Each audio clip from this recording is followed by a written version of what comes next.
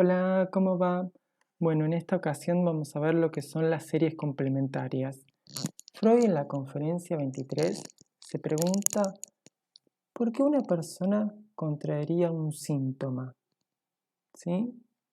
¿Por qué se llegaría a contraer un síntoma?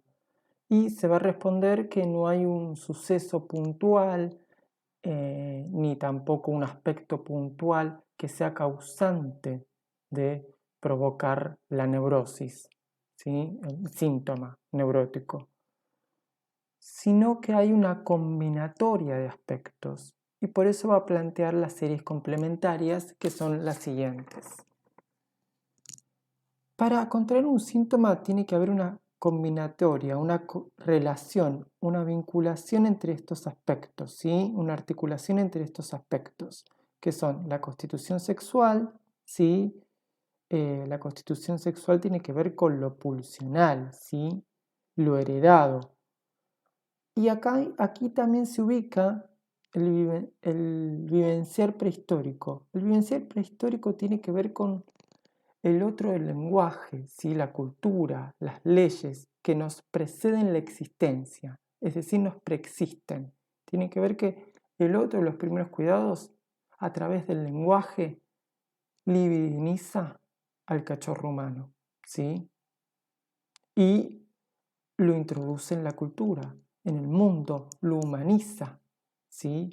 Por eso prehistórico, porque es un momento que podríamos decir que es un supuesto teórico, no es un observable en sí, etc. ¿Sí? Tiene que ver con los emblemas paternos también, ¿sí? Con las leyes, esos serían los emblemas paternos, las leyes, la cultura, el lenguaje, ¿sí? Es el momento en el cual podríamos decir desde el texto de la represión, la pulsión se fija a su representante, ¿no? La constitución sexual y vivenciar prehistórico más el vivenciar infantil sería toda la práctica sexual infantil que establecimos en el texto de mis tesis, ¿sí? Toda la práctica sexual infantil que tiene que ver con las fantasías, ¿sí? Que son invenciones de recuerdos, representaciones no destinadas a ejecutarse. Aquí ocurre el complejo de Edipo, ¿no? ¿Sí? Bueno, estas dos cuestiones, estos dos aspectos articulados, ¿sí? También a la predisposición por fijación libidinal, es decir, hay una predisposición en una fijación libidinal, ¿sí? Hay predisposición a enfermar. En el desarrollo libidinal, que sería oral, anal y fálico, ¿sí? En el desarrollo psicosexual, hay cierta predisposición a enfermar, dependiendo el caso, ¿no? Dependiendo el individuo en sí.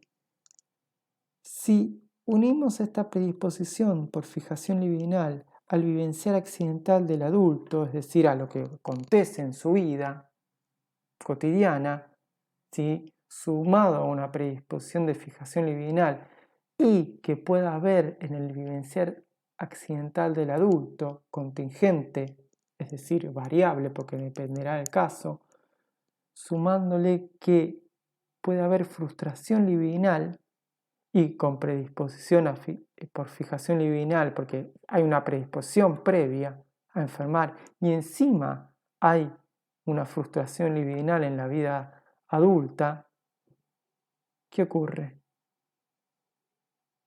Hay una regresión libidinal a los puntos de fijación por predisposición.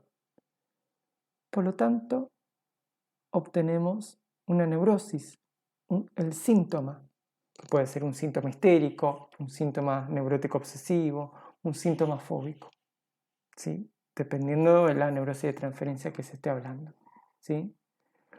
Bueno, espero que se haya entendido. Yo sé que es muy complejo este tema de las series complementarias. Cualquier cosa, obviamente lo vemos en las clases de apoyo que tenemos y encima clases de repaso previas al parcial, ¿sí? Bueno, seguimos con los demás videos.